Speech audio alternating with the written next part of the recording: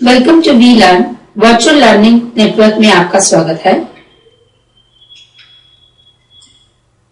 We will discuss here the topic to be covered in changing face of the earth, earth interiors and its material।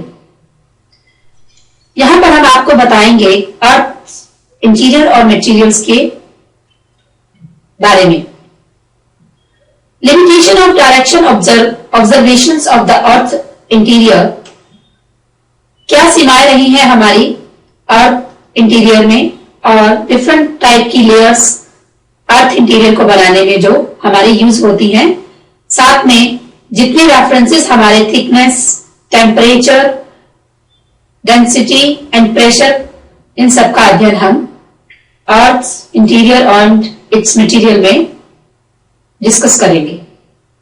Economic significance of rocks, explain the term weathering and describe its type with suitable example के साथ हम आपको बताएंगे economic behalf पर significance rocks and explain the term weathering, describe its type. वर्गीकरण के आधार पर हम आपको बताएंगे कि किस तरह से फेस ऑफ द लैंड क्या है, इसके वेरियस कंपोनेंट्स क्या रहे। Relate weathering with soil information formation and explain the various factors contributing to soil formation.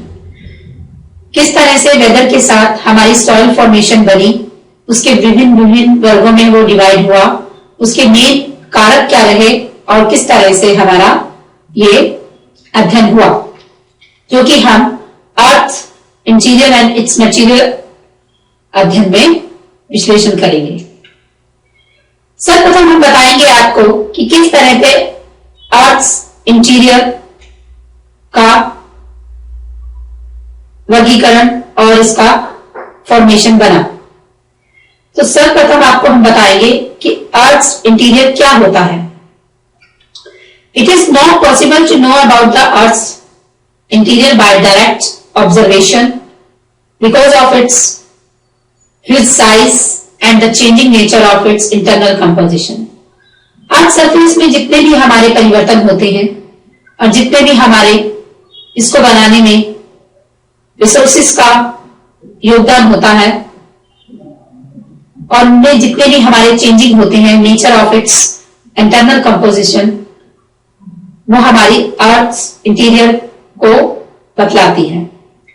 Through mining and drilling operation, पृथ्वी में जितने भी हमारे खनन और छेदन प्रक्रिया का होता है अध्ययन, वो हमारे को ऑब्जर्व करने में सहायक होती हैं कि किस तरह से हमारा अर्थ इंटीरियर डायरेक्टली बनता है और directly only up to a depth of a few kilometres तक।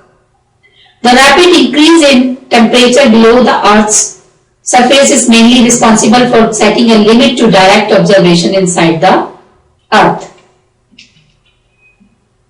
The temperature in the earth's interior is so high, जहां पर earth's interior का तापमान होता है बहुत अधिक होता है, and it can even melt any tool used for drilling। छेदन प्रक्रिया में किस तरह से वो टूल्स हमारे मेल्ट हो जाते हैं, ये बहुत बड़ा कारक होता है रिस्ट्रिक्ट।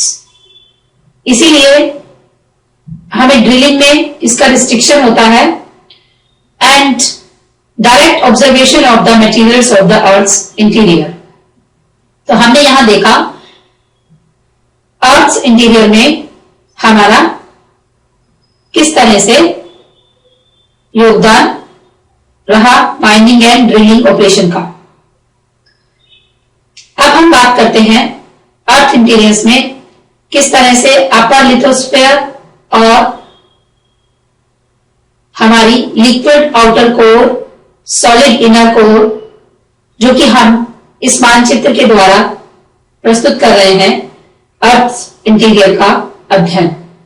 C1 हमने यहां पर 2080 किलोमीटर से लिया, जो कि हमारी लिथोस्फीयर को प्रदर्शित करती है और हमारी बाहर की परत क्रस्ट अपर लिथोस्फीयर को। C2 का हमारा भाग जो होता है वो हमारा सॉलिड इनर कोर का है, जो कि 1420 किलोमीटर है। तो हमने यहां पर देखा मेटल सीमा, किस तरह से हमारा C1 और C2 का ऑपरेशन इंप्लीमेंट हुआ अर्थ इंटीरियर में। अब हम बात करते हैं structure of the earth interior, जिसमें हमें कोर, मेटल, क्रस्ट, ये हमारे 3 मेन कंसेंट्रिक लेयर्स हैं जो कि अर्थ को इंटीरियर करती हैं। Core is the inner most layer होती है, जो कि हाईएस्ट घनत्व को प्रदर्शित करती है। किस तरह से हाईएस्ट डेंसिटी को बताती है। It is made up mainly of निकल एंड आयरन से जो बनी होती है। मेटल इज द लेयर, जो कि परत हमारी लगी होती है कोर और लिथोस्फीयर में। It is major constituents are silicon and magnesium.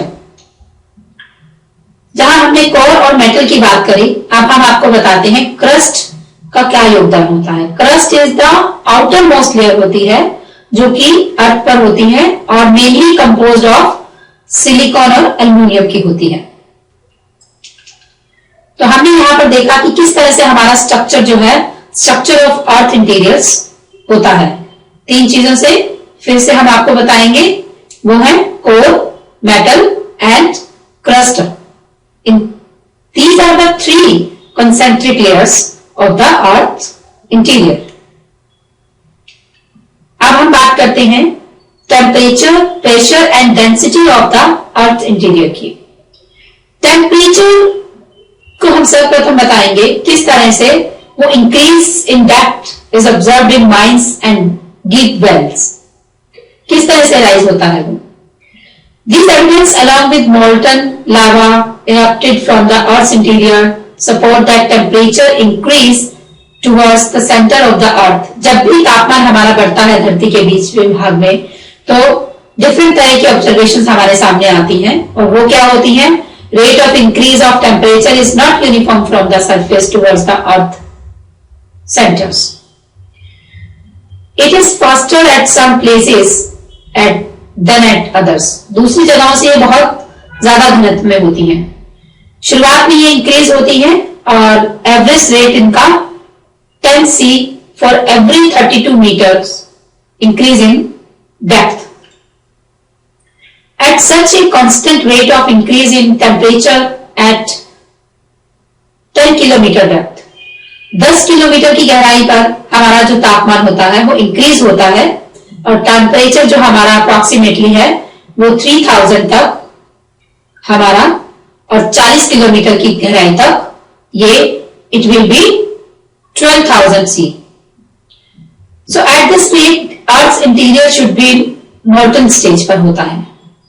अभी it is not so because the rocks buried under the pressure of several kilometer thickness of the overlying rocks melt at higher temperature than similar rocks at the surface. A basaltic lava rock which melts at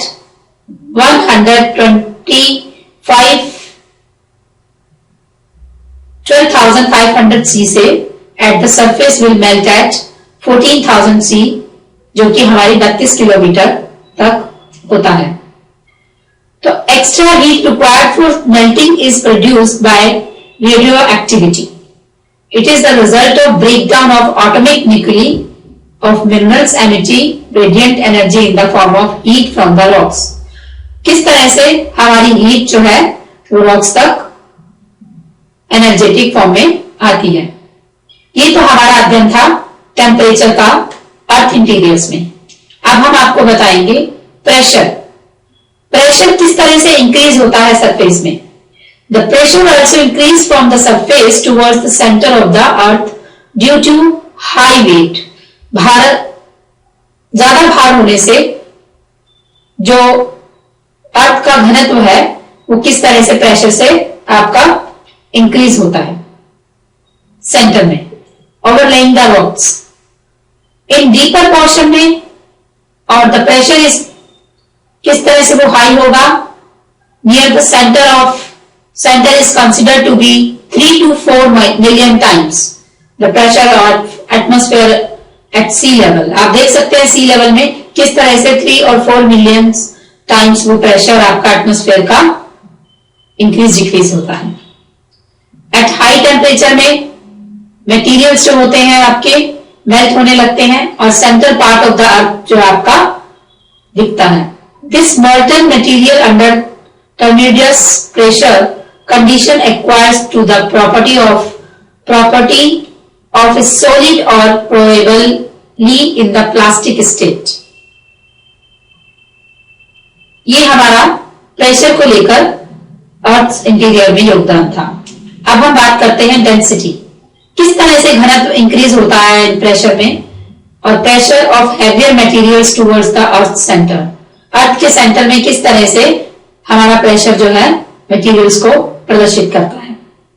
तो घनत्व में अगर हम देखें तो the density of earth layers also goes on increasing, वो बढ़ जाता है।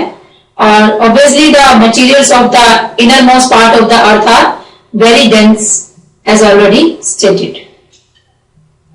तो किस तरह से हमारा घनत्व का इंक्रीज प्रेशर जो है वो हैवियर मटेरियल्स को अर्थ के सेंटर में प्रदर्शित करता है, ये हम घनत्व के माध्यम से समझ पाते हैं। अब हम बात करते हैं materials of the earth crust, किस तरह से हमारी जो मटेरियल की अर्थ की मटेरियल्स की जो परत होती है वो किस तरह से अर्थ इंटीरियर करती है। The outer most part of the lithosphere is called crust.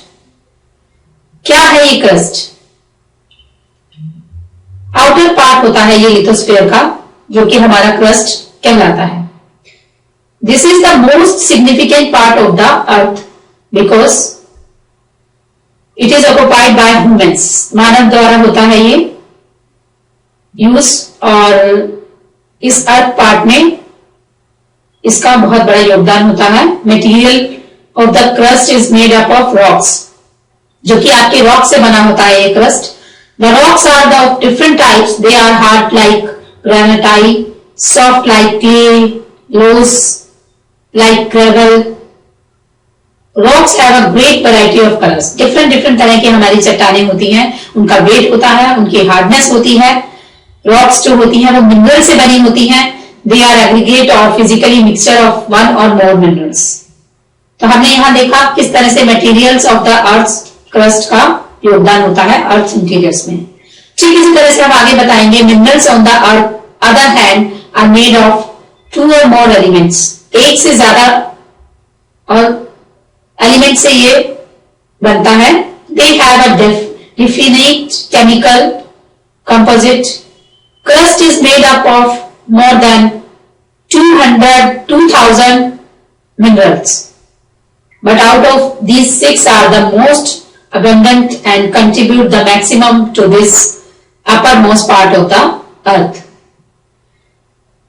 These are the feldspar, quartz, pyroxenes, ambiguous, mica and olive.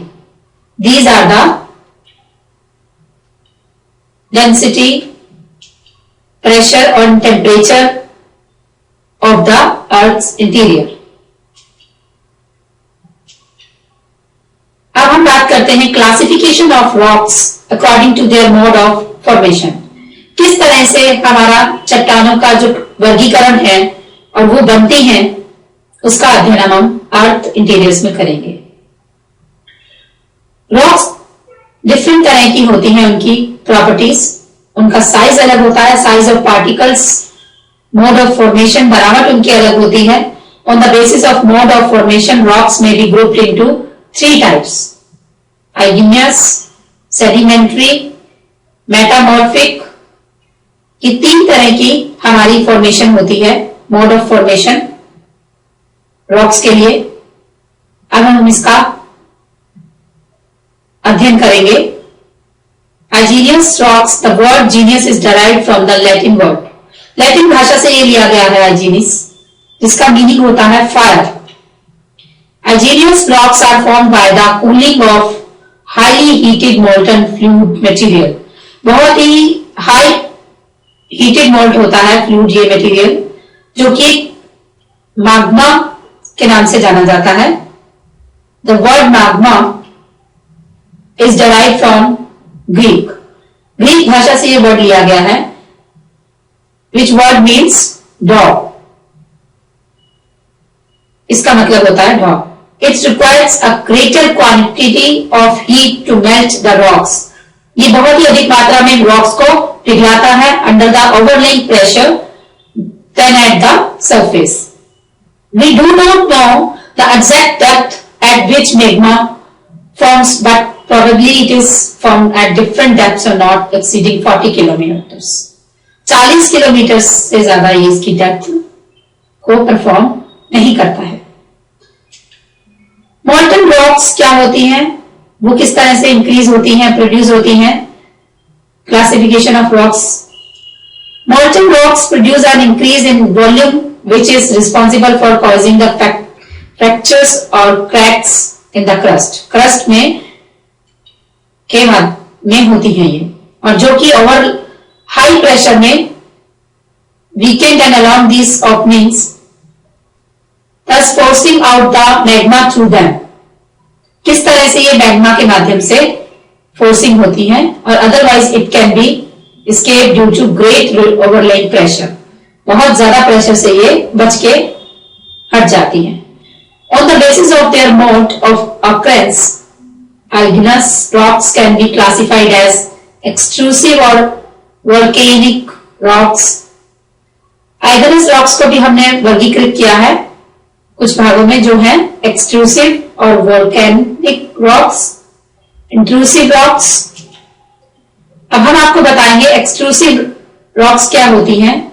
Are perform by cooling of lava on the earth surface. Earth surface पर किस तरह से वो lava perform करता है? As lava cools very rapidly, बहुत on coming out of the hot interior of the earth. Earth के बहुत ही गर्म भाग में इसका इफेक्ट देखने को मिलता है। The minerals crystals forming these rocks are very fine. ये रॉक्स हमारी कहलाती हैं volcanic rocks. Gabbro and basalt बहुत ही कॉमन और साधारण हमारी रॉक्स हैं। उदाहरण के लिए these rocks are found in volcanic areas में पाई जाती हैं। Deccan plateaus regur soil in India is derived from the lava. अब हम बात करते हैं इंट्रूसिव आइगनेस रॉक्स की। Magma solidifies below the earth surface. Earth surface के बिलो में ये होता है। The rate of cooling below the earth surface is very slow, बहुत कम होता है इसका, और जो कि formation of large crystals in rocks में बनता है। Deep seated intrusive rocks are termed as plutonic rocks. Shallow depth intrusive rocks are termed as granite और dolerite are common example of intrusive rocks. Intrusive rocks हमारी जो होती है वो magma solidifies below करती है अर्थ के सरफेस में, और इसका सबसे अच्छा उदाहरण होता है ग्रेनाइट और डोलेराइट। इंट्रूसिव रॉक्स का अच्छे उदाहरण माने जाते हैं। From this point of view, therefore, igneous rocks can, in accordance with their mode of formation, जिसको हमने अलग अलग भागों में डिवाइड किया है, प्लूटोनिक प्रथम, दूसरा हमारा है हाइपाबासल वोल्केनिक रॉक मासेस। ये तीन तरह के वर्गीकरण है हमारे रॉक्स के, आइगनिक रॉक्स के। The huge blocks of the curves granite rocks, जो कि हमारे हिमालय में और डेक्कन प्लेटू में पाई जाती हैं। अब हम बात करते हैं सेडिमेंट्री रॉक्स की। Sedimentary rocks are formed by the successive deposition of sediments. These rocks have layered with structure from also known as stratified rocks.